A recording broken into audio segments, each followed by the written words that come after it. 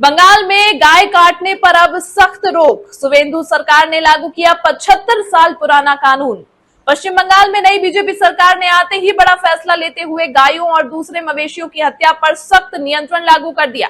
मुख्यमंत्री शुवेंदु अधिकारी ने 1950 के पुराने West Bengal animal slaughter control act और कलकत्ता हाईकोर्ट के आदेश का हवाला देते हुए नया नोटिस जारी किया। अब बिना फिटनेस सर्टिफिकेट के किसी भी गाय, बैल या भैंस को काटना पूरी तरह से गैर कानूनी होगा। सरकार ने साफ किया है कि यह सर्टिफिकेट तभी मिलेगा जब नगर पालिका अध्यक्ष, पंचायत प्रमुख और सरकारी पशु चिकित्सक मिलकर यह तय करें कि जानवर बूढ़ा है, काम करने या प्रजनन के लायक नहीं बचा या गंभीर बीमारी से पीड़ित है। इतना ही नहीं, सार्वजनिक बूचड़खानों पर भी रोक लगा दी गई है। अब जानवरों की हत्या सिर्फ प्रशासन द्वारा तय बूचड़खानों में ही हो सकेगी। नियम तोड़ने वालों को 6 महीने तक की जेल और 1000 रुपए तक का जुर्माना हो सकता है। भाजपा सरकार इसे पशु संरक्षण और कानून व्यवस्था से जुड़ा कदम बता रही है, जबकि विपक्ष इसे राजनीतिक एजेंडा कह रहा है। चुनाव में 15 साल बाद सत्ता में आई शुवेंदु सरकार लगातार बड़े फैसले ले रही है और इस फैसले ने बंगाल की राजनीति में नई बहस छेड़ दी। 75 साल पुराने कानून को फिर से लागू करना सिर्फ प्रशासनिक फैसला नहीं, बल्कि एक बड़ा राजनीतिक संदेश भी माना जा रहा है।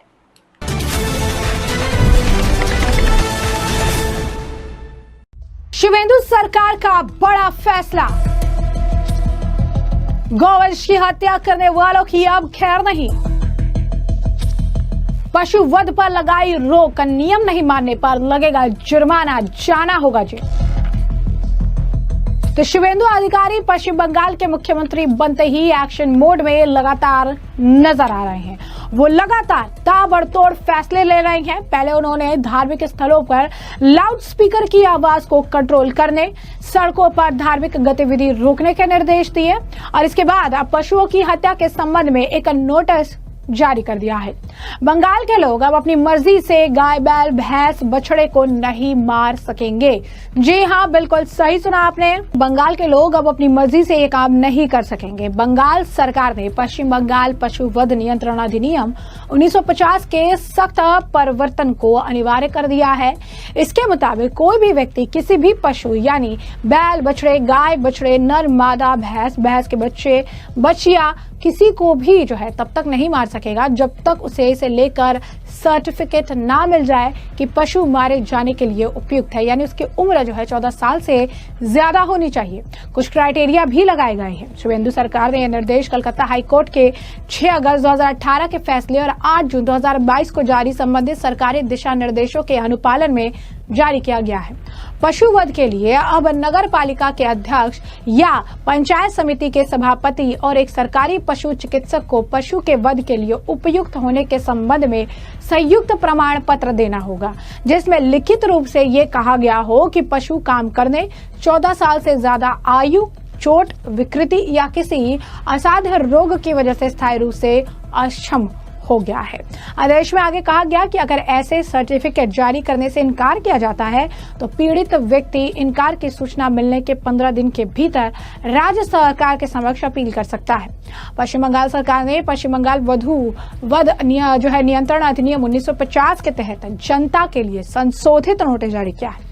इस नोटिस में कहा गया किसी भी पशु या भैंस का वध तब तक नहीं किया जा सकता जब तक कि उसके पास आधिकारिक प्रमाण पत्र न हो। सरकार ने अपने आदेश में यह भी कहा जिस पशु के संबंध में सर्टिफिकेट जारी किया गया है उसका वध सिर्फ नगर निगम के वध गृह या स्थानीय प्रशासन द्वारा निर्धारित किसी अन्य वध गृह में ही किया जाएगा। जिन पशुओं के लिए सर्टिफिकेट जारी नहीं किया जाता उनका वध किसी भी खुली और सार्वजनिक जगह पर करने पर सख्त मनाही है। शुवेंदु सरकार ने कहा कि पश्चिम बंगाल पशु वध नियंत्रण अधिनियम 1950 के प्रावधानों को लागू करने के लिए नगर पालिका के अध्यक्ष, पंचायत समिति के सभापति या सरकारी पशु चिकित्सक द्वारा अधिकृत व्यक्ति द्वारा किसी भी परिसर के निरीक्षण का कोई भी व्यक्ति विरोध नहीं करेगा। इन नियमों का उल्लंघन करने वालों को 6 महीने तक की जेल, 1000 रुपए तक का जुर्माना भुगतना होगा। 1950 अधिनियम के तहत सभी अपराध संज्ञेय होंगे। शुवेंदु अधिकारी अब यूपी के सीएम योगी आदित्यनाथ के नक्शे कदम पर चल पड़े हैं। उन्होंने धार्मिक स्थलों पर लाउड स्पीकर की आवाज को नियंत्रित करने, सड़कों पर धार्मिक गतिविधि रोकने के निर्देश दिए। आदेश में सीधे तौर पर मस्जिद और नमाज का जिक्र नहीं है। उन्होंने पुलिस को निर्देश दिए कि वे ऐसा सुनिश्चित करें कि लाउडस्पीकर की आवाज धार्मिक स्थलों से बाहर ना जाए और प्रार्थना सभाओं के कारण सड़कें जाम ना हो, जिससे आम लोगों को परेशानी हो, सिवाय खास मौके के। बता दें कि शुभेंदु अब तक अवैध कोयला, रेत खनन, पशु तस्करी और महिलाओं के खिलाफ अपराधों के प्रति जीरो टॉलरेंस के आदेश दे चुके हैं। सिर्फ यही नहीं, अवैध अतिक्रमण को लेकर भी शुभेंदु अधिकारी का बुलडोजर जो है पश्चिम बंगाल के अलग अलग जगहों पर गरजता बरसता नजर आ रहा है। अब आपको बता दें कि जो ये शुभेंदु अधिकारी ने ये जो फैसला लिया है, इस फैसले की चर्चा सोशल मीडिया पर जबरदस्त तरीके से की जा रही है। लोग इस फैसले को जो है शेयर कर रहे हैं, इस फैसले के बारे में जो है इनकी तारीफ कर रहे हैं और ये कह रहे हैं कि किस तरीके से एक बहुत ही बढ़िया स्टेप लिया गया।